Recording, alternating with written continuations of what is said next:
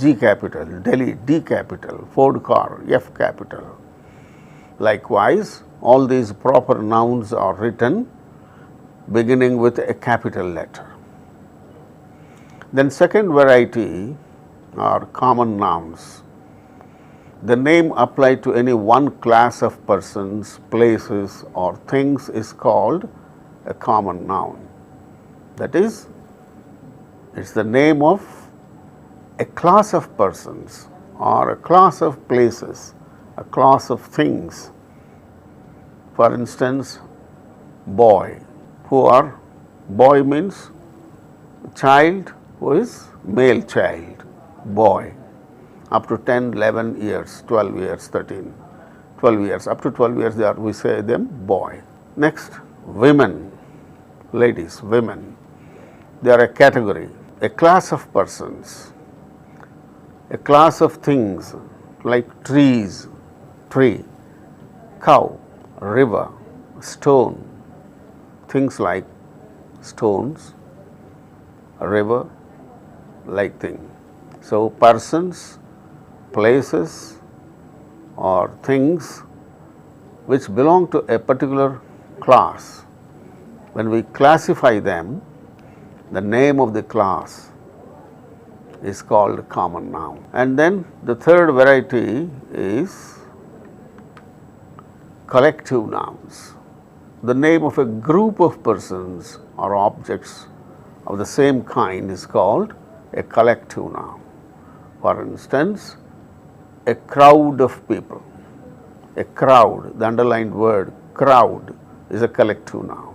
A flock of sheep, a herd of cattle, a fleet of ships. Likewise, a collective noun is the name of a group of persons or objects of the same kind. Crowd, flock, herd, fleet, and these words are all collective nouns. And the fourth variety is material nouns. The name of a material or a substance out of which things are made is called a material noun. For instance, the bottle is made of glass.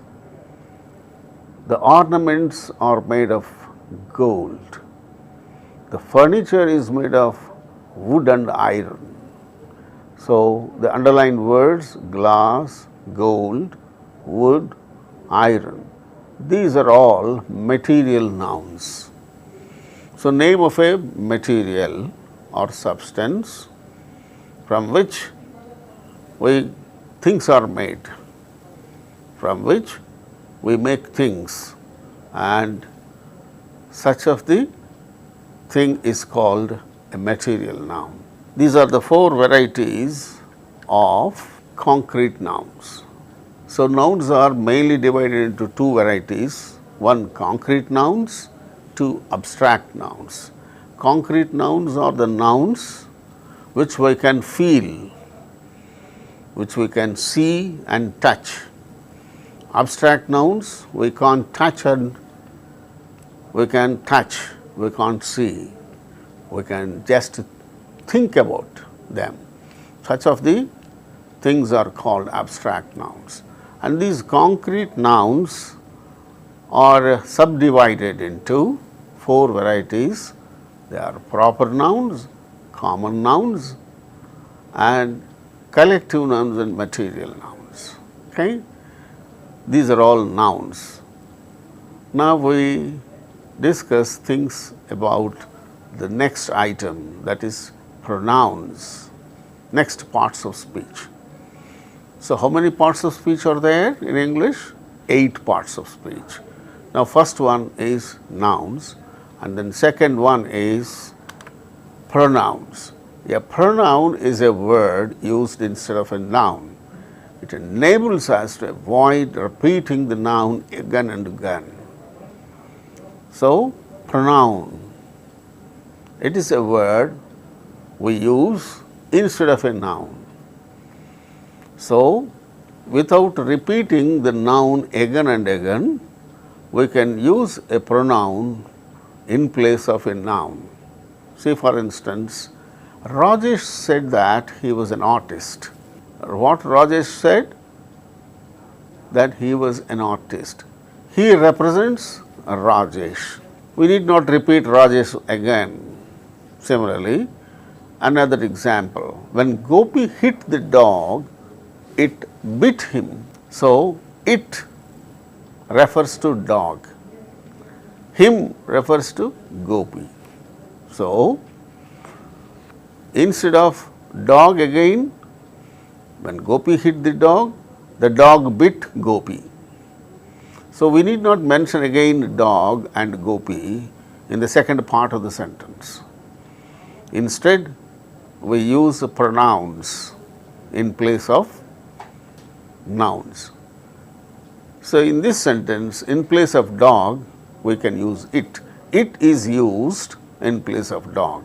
Him is used in place of Gopi. Similarly, Manisha told her parents that they should allow her to continue her studies. They means Manisha's parents. Her studies. Who is she? Manisha. Instead of parents, we can mention they. They is a pronoun. Instead of Manisha, we have used her. She, her, like that. So, these words which we use instead of a noun are called pronouns. So, pronouns are used in place of a noun without repeating the nouns again and again in the sentences or in the conversation or in a paragraph. So, we move on to next thing, and before we move on to that, just we talk about pronoun, what all we discussed so far. Each of the words is a pronoun and is used instead of a noun in the sentence. In the first sentence, he used instead of the noun Rajesh, and in the second sentence, it is used instead of the noun dog, and him is used instead of the noun Gopi. Similarly, the word they is used instead of parents. In the sentence, Manisha told her parents that they should allow her to continue her studies. Her is used instead of Manisha. Likewise, pronouns are used in sentences. Now, we move on to the third variety of words, that is the third parts of speech, that is adjectives, the third variety. What's an adjective? An adjective is a word which qualifies a noun and adds something to its meaning. An adjective is a word which qualifies a noun. That means it adds something to the meaning of a noun. Let us see some sentences. For instance, Suman has many friends in Chennai. Who has friends? Suman. Suman has many friends. The word many is underlined over there. Many friends. How many friends? Many friends. Likewise, next sentence. Hari is clever and industrious. It tells about Hari, the underlined words in this sentence, clever and industrious. Who is clever and who is industrious? None but Hari. Next sentence, Lakshman is a swift runner. What sort of runner? Very swift runner. Swift runner. So, the underlined words are the adjectives. They add some more meaning to the meaning of a noun in each and every sentence. The fourth variety of the words or the parts of speech. The fourth variety is verbs. A verb is a word which describes an action or condition of the subject in a sentence. So, what is a verb? A verb is a word which describes an action. Panini తెలియజేసే పదం క్రియ అంటాం తెలుగులో. Same thing. A verb is a word which describes an action or the condition of the subject in a sentence.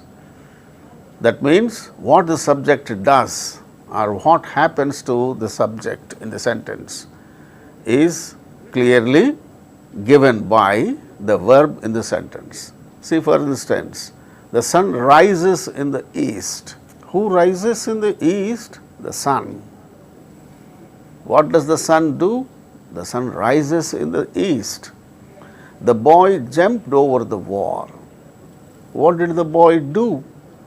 He jumped over the wall. So, these words, rises, jumped, in these two sentences, they tell about the action done by the subject in the sentence. The boy, what did he do? He jumped over the wall. The sun, what does he do? The sun rises in the east. Likewise, take the third sentence. This year, the summer is very severe. So, that is the condition, how this year is, how the summer is this year. How is the summer this year? It is very severe. Last summer is very severe. So, likewise, a verb is a word that describes an action or a condition of the subject in the sentence. Okay? So, that is called verb. And the next variety is adverb. Next variety of words, adverbs. What's an adverb? An adverb is a word that modifies a verb, an adjective or another adverb. That means an adverb is a word that adds some more meaning to the meaning of a verb. An adverb is a word that adds some more meaning not only to a verb but also to an adjective and to an adverb, another adverb. For instance, look at these sentences. Dinesh copied out this picture carefully. Who has copied out the picture? Dinesh. How did he copy out? Carefully. Carefully. So, how the copying is done? Very carefully. So, here in this sentence, the word carefully modifies and tells some more, adds some more meaning to the verb copied. How did he copy? He copied out very carefully. Carefully. Similarly, another sentence. The shoes are too big for him. What are too big? The shoes are too big. The word, underlined word in this sentence is too. Too big. Big is an adjective. What are big? The shoes are big for him. How big they are? They are too big for him. Too big to wear. So, in this sentence, the adverb, the word too, modifies an adjective. What's that adjective? Big. Now, look at the third sentence. Shyam ran very fast. Who ran fast? Shyam. What did he do? He ran fast, very fast. So, underlined word very is an adverb, adds some more meaning to another adverb fast. Sam ran. How did he run? Fast. How fast? Very fast. So, likewise, adverb modifies a verb, an adjective or another adverb. That is what an adverb is. An adverb modifies a verb in the sentence or an adjective in the sentence or another adverb in the sentence. Likewise, adverbs, the very word itself denotes its meaning. Add verb adds something to the meaning of a verb. not only a verb, another adjective or another adverb. Likewise, adverbs function in sentences. Likewise, in the first sentence, the word carefully adds something to the meaning of the verb copied, and in the second sentence, the word to adds something to the meaning of an adjective big, and in the third sentence, the word very adds something to the meaning of another adverb fast. So, let us move on to the next variety of words. They are prepositions. What are these prepositions? What's a preposition? A preposition is a word which is usually placed before a noun or a pronoun to show the relation of the noun or pronoun with some other word in the sentence. So, what does a preposition do? It's a word which comes before a noun or a pronoun, and it shows the relation of the noun or a pronoun to another noun or some other word in the sentence. So, that's what a preposition does in a sentence. Let us see some examples. See the sentences. He put the pen in the box. In is a preposition, in the box. So, what is in the box? The pen. In is put before the noun box, and it establishes its relationship with some other word in the sentence. What is in the box? Pen. So, in, the word in comes before the noun box, and it shows its relationship with the other word pen. Look at the second sentence. The villager climbed up the tree. Who climbed up the tree? The villager. Villager, what did he do? He climbed up the tree.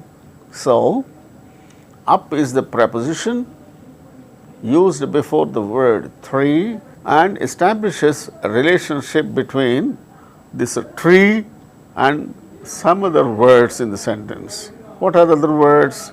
Villager climbed. Who climbed the tree? Who climbed up the tree?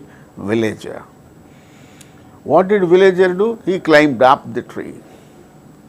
So, that way the preposition up in this sentence comes before the noun tree and establishes its relationship with some other words in the sentence, that is villager climbed. And if we move on to the third sentence, what is the third sentence there? The horse galloped around the field. What has galloped? Horse.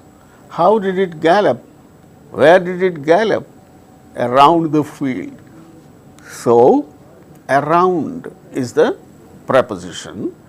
It is used before the noun field, and it establishes a relationship between the noun field and some other words like horse galloped in the sentence. That is why a preposition is a word which is normally used before a noun or a pronoun to show its relation with some other word in the sentence. That means, in the first sentence, the word in is placed before the noun box to show its relation with the word pen. Similarly, in the second sentence, the word up is placed before the noun tree to show its relation with other words like villager, climbed. Similarly, in the third sentence, the word around is placed before the noun field to show its relation between the horse galloped and the field. So, around the field, who did gallop? The horse. Horse galloped. Where? Around the field. So, around is the preposition used before the noun field and establishes its relationship with other words in the sentence like horse galloped. Likewise, a preposition functions in sentences. Now, let us move on to other variety of words, that is conjunctions. These conjunctions does a very good job in sentences. What is a conjunction? What does it do? A conjunction is a word used to join together words, phrases and clauses. So, a conjunction is used to join words, it is also used to join phrases, it is also used to join clauses. So, let us see some examples for this. Look at the sentences over there. He works hard to earn bread and butter. Who works hard? Some person. He works hard. What for? To earn bread and butter. Bread and butter. Here the conjunction is and. It joins the words bread and butter. Bread, butter. These two words are joined together with a conjunction and. Now look at the second sentence. To fight or to give up. That's what we have to decide. Whether to fight or to give up, we have to decide. That's what we have to decide. So here, what's the conjunction? Or, or is the conjunction. Here this conjunction joins not words, but groups of words. Groups of words we call the groups of words is a phrase. So here in this second sentence, the conjunction or joins together two phrases. In the first sentence, the conjunction and joins bread and butter. In the second example, we can notice that a conjunction joins together two phrases. And if we move on to the third sentence, although I like him, I cannot excuse him for his faults. So, although is a word, it joins two clauses. I like him, I can't excuse him for his faults. So, two clauses are there and these two clauses are joined together by the conjunction although. So, in the first sentence, the conjunction and joins together words, two words. Similarly, in the second sentence, we notice that it joins, a conjunction joins two phrases. And in the third sentence, we can notice that a conjunction joins together two clauses. So, a conjunction may join together two words or two phrases or clauses. That is our definition. What is a conjunction? It is a word used to join together words, phrases and clauses. So, that is what a conjunction is. A conjunction in the first sentence, the conjunction joins together words. In the second sentence, the conjunction joins together phrases. And in the third sentence, the conjunction joins together clauses. So, that is why we can say that a conjunction is a word which is used to join together words, phrases or clauses. So, after conjunction, we move on to the last variety of the words, that is interjections. Interjections, what is an interjection? An interjection is a word of exclamation or a sudden feeling. An interjection is a word used to express a sudden feeling like oh, oh, alas, hurry, like that. These are all the words used to express some sudden feeling. They are called exclamations, words of exclamation. So, interjection is a word of exclamation that expresses a sudden feeling or our excitement. Let us see some examples. Look at these sentences. Oh, I have lost my bag. You have searched for your bag here and there. Finally, you come to know that you have lost your bag. Then, what do you say? Oh, I have lost my bag.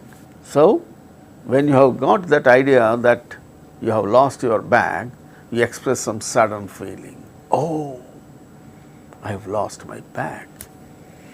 Similarly, alas, the poor man died in the hospital. Ayo, alas, the poor man died in the hospital. ఆ హాస్పిటల్లో ఆ పేదవాడు చనిపోయాడే అయ్యో అనుకుంటాం. So, these words which express some sudden feeling are called interjections. See another example. Hooray! We have won the match. We have won the match, hooray! So, when you have won the match, you express your sudden feeling by uttering hooray! Hooray! So, when you express some sudden feeling of joyfulness, you utter the word hooray. So, each of the underlined words in these sentences expresses a sudden feeling.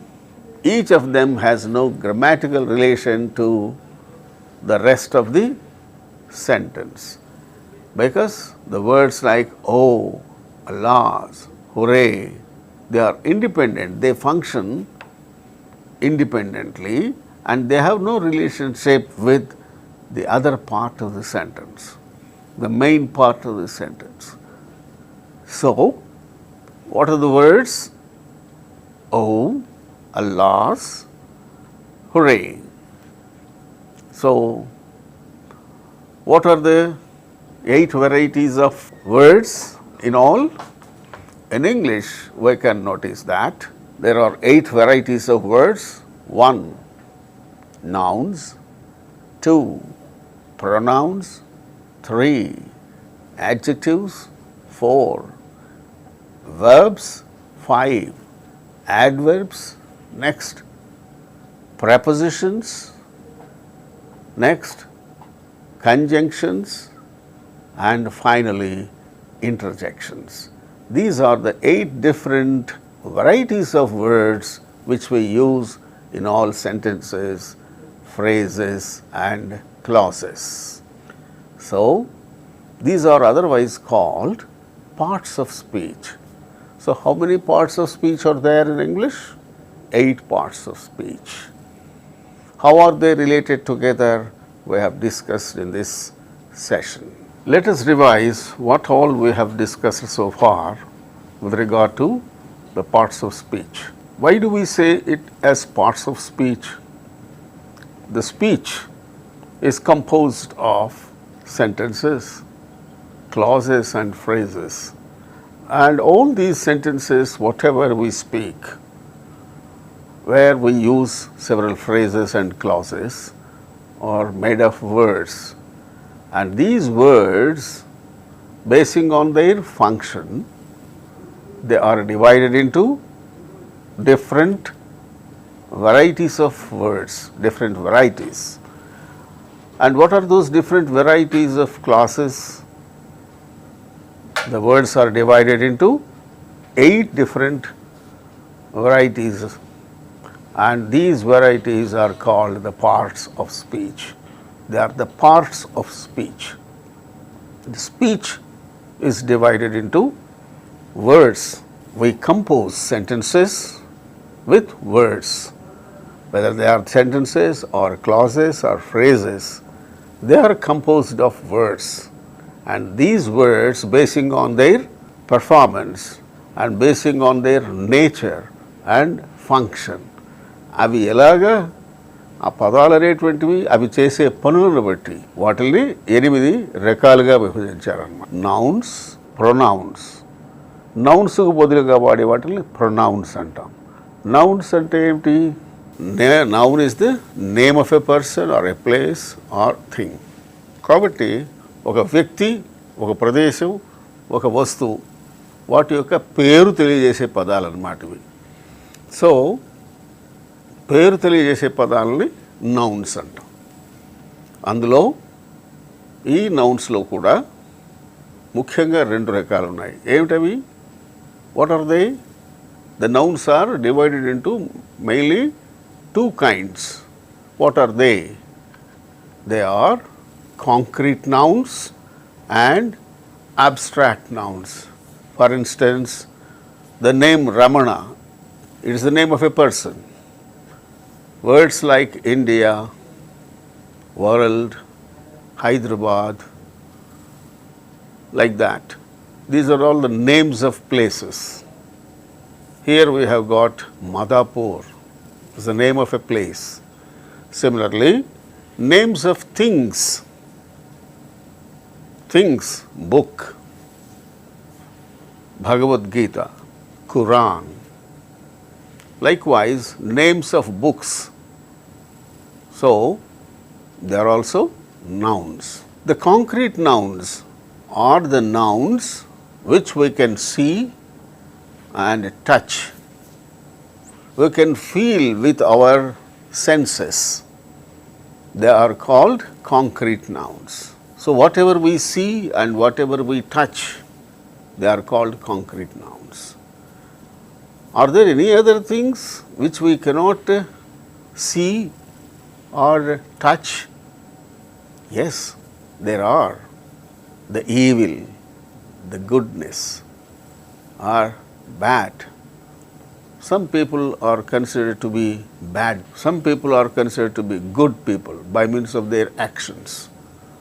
So, evil, good, truth, these are all the things which we can notice only with our thinking ability. So, they are called abstract nouns. And the concrete nouns are subdivided into 4 varieties. What are they? 1. Proper nouns. 2. Common nouns. 3.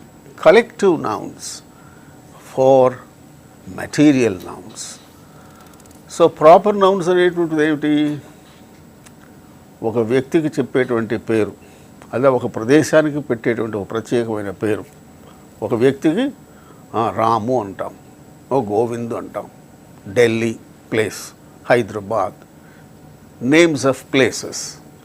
These begin with capital word, capital letter. Govind G capital పెడతాం, Ramana R capital పెడతాం, Hyderabad, H capital పెడతాం. So, all these words which begin with all these nouns or names which begin with a capital letter, they are proper nouns. ఇలాంటివి ఎక్కడైనా పుస్తకం చదివేటప్పుడు, paper చదివేటప్పుడు మీరు notice చేస్తారు. Then common nouns. ఈ కామన్ నౌన్స్ అంటే ఏమి?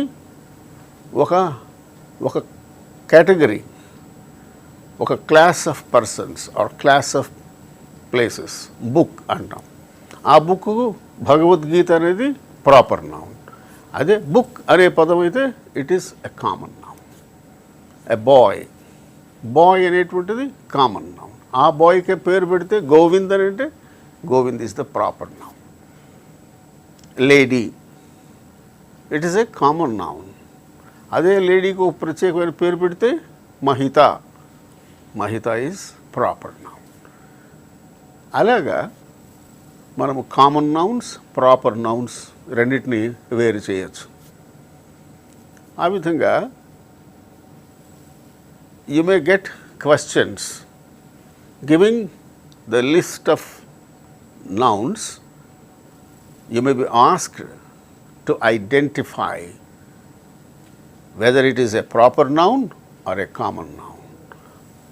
Likewise, collective noun. See, collective noun. The collective noun is the name of a group of persons or objects of same kind. For instance, a crowd of people, a flock of sheep, a herd of cattle, a fleet of sheep, a fleet of ships, flock of sheep. Gorilla samudayani a flock of sheep, herd of cattle. Likewise, అక్కడ ఓ 25 మంది చేరున్నారు. A crowd of people. Likewise, ఈ పదాలని we say collective noun. Army. You may be asked to identify the collective noun, or what collective noun we can use in the case of cattle. There is a group of cattle, or there is a group of people, or there is a group of sheep. So, what do we call that group? So, likewise, you may be asked questions. Similarly, material nouns, very easy to identify them. The name of the material or a substance out of which things are made. Furniture is made of iron and wood. So, iron and wood, they are the material nouns.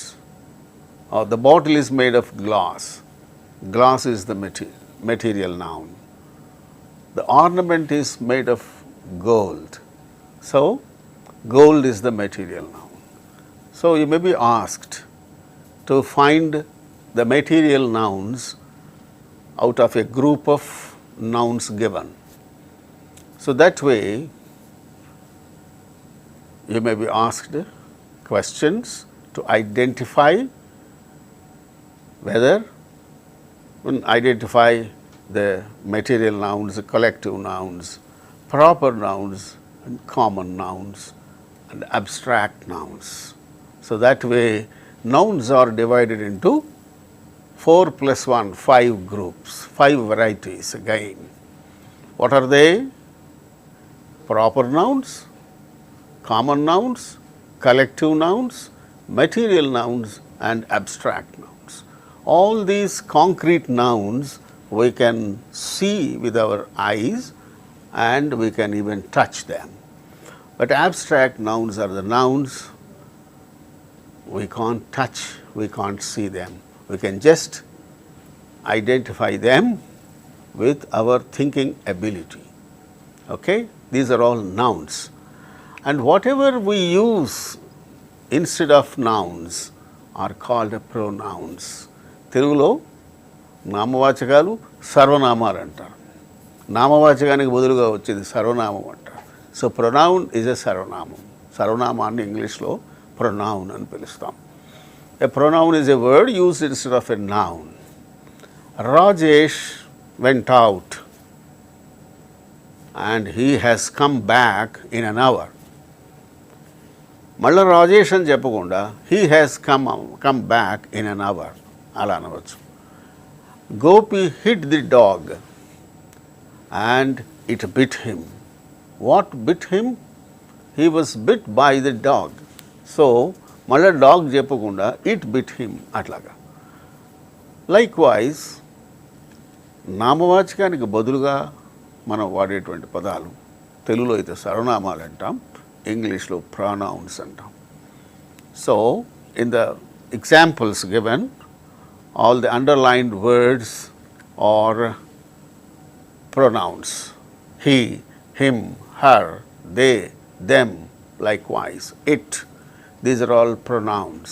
And next variety is adjectives. What's an adjective? విశేషణం, తెలుగులో విశేషణం అంటాం. ఏమిటి విశేషణం? దేన్ని విశేషించి చెప్తుంది?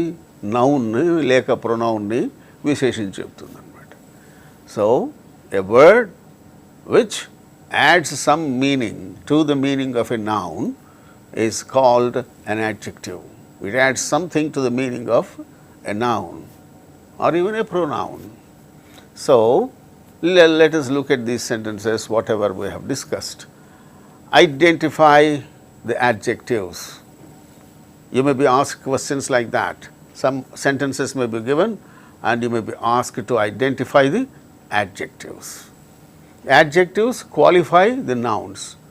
That means noun కు ముందు దాన్ని విశేషించి చెప్పే విశేషణాలు వస్తాయి. So he has got many friends. Many friends means friends is the noun, many is the adjective. He is very clever. What kind of man he is? He is very clever and industrious. So likewise విశేషణాలు నామవాచకాన్ని ఇంకా విశేషించి చెప్పేటువంటి పదాలు, వాటిని విశేషణాలు అంటాం. తెలుగులో, ఇంగ్లీష్లో యాడ్జెక్టివ్స్ అంటాం. So you may be asked questions by giving sentences and you may be asked to identify the adjective. Similarly, verbs. A verb is a word which describes an action. Verb is the main word in a sentence. If there is no verb, it can't be a sentence. It's only a phrase. So a verb is a very important word in the sentence. So these verbs will have tense, present tense, past tense, future tense. All those things can be discussed later in a separate session. So verbs. And then see, look at these sentences. In all these sentences, the underlined words are verbs. What the subject does, it is informed in the sentence. What the subject does, ఆ కర్త ఏమి చేస్తాడు, ఆ చేసే పని, కర్త చేసే పనిని తెలియజేసే పదాలు క్రియలు. వెర్బ్స్ని తెలుగులో క్రియలు అంటాం, ఇంగ్లీష్లో వర్బ్స్. కనుక వాక్యంలో కర్త ఎంత ప్రధానమైందో కర్త చేసేటువంటి పని కూడా అంతే ప్రధానమైంది. ఆ వెర్బ్ అనేటువంటిది వాక్యంలో చాలా important word. Then we move on to adverbs. Next variety of words is adverbs.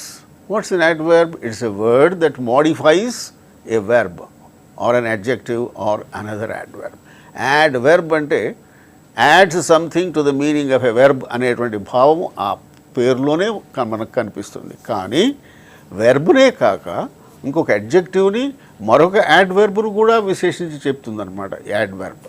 అంటే adverbs can be used to modify not only verbs but also adjectives and other adverbs. See, these are the examples. Carefully. Dinesh copied the picture carefully. So, carefully అనే పదం copied అనేటువంటి వెర్బ్ను విశేషించి చెప్తుంది. ఆ రెండవ sentence చూడండి. The shoes are too big for him. Too big. ఆ బిగ్ అనే పదాన్ని, బిగ్ అనేటువంటి విశేషణాన్ని ఇంకా ఎక్కువ చేసి చెప్తుంది. Too big. మూడవ సెంటెన్స్ చూసినట్టయితే వెరీ ఫాస్ట్. ఫాస్ట్ అనేటువంటిది ర్యాన్ అనేటువంటి వెర్బ్ను విశేషించి చెప్పే యాడ్వర్బ్. యాడ్వర్బ్ను కూడా విశేషించి చెప్తుంది అనమాట మరొక adverb.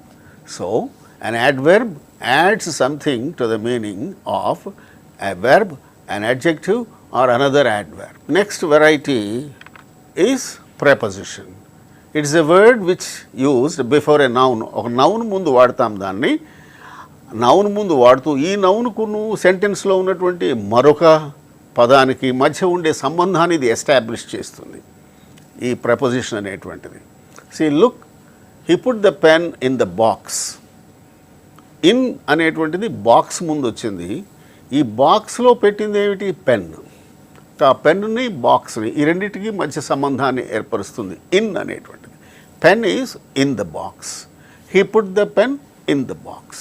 Like wise, villager climbed up the tree. Up the tree. ఆ ట్రీ ముందు వచ్చిన అప్ అనేటువంటి ప్రపోజిషన్ ఆ విలేజరు క్లైంబ్ చేశాడు, ఆ విలేజరు క్లైంబ్ ట్రీని వాటి మధ్య సంబంధాన్ని ఎస్టాబ్లిష్ చేస్తుంది. అలాగే నెక్స్ట్ కంజంక్షన్స్. కంజంక్షన్స్ అనే పదాలు పదాల్ని, ఫ్రేజుల్ని, క్లాజుల్ని కంబైన్ చేయడానికి ఉపయోగపడతాయి. Conjunctions. See, look at these sentences: and, or, although. Here in the first sentence, and is used to combine words. In the second sentence, or is the conjunction used to combine phrases. In the third sentence, although is used, is a conjunction used to combine clauses. Last one, interjections. Interjections are the words which express our sudden feeling or excitement. Oh, Allah! ఏదైనా ఒక ఆశ్చర్యకరమైన విషయం, ఒక బాధాకరమైన విషయం, అలాంటిది ఏదైనా విన్నప్పుడు మనం we express our sudden feeling. Oh, alas, the poor man died in the hospital. వాడు అక్కడ చనిపోయాడా, అయ్యో. ఇలాంటి పదాలు, అయ్యో, అల్లాస్, హరే, ఇలాంటి పదాలన్నీ interjections. So these 8 varieties are the varieties of words or the parts of speech.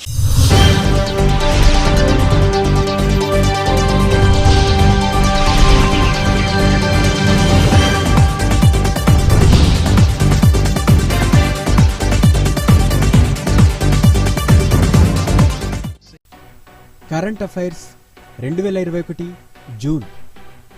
అంతర్జాతీయం. June 6న ఐక్యరాజ్య సమితి విడుదల చేసిన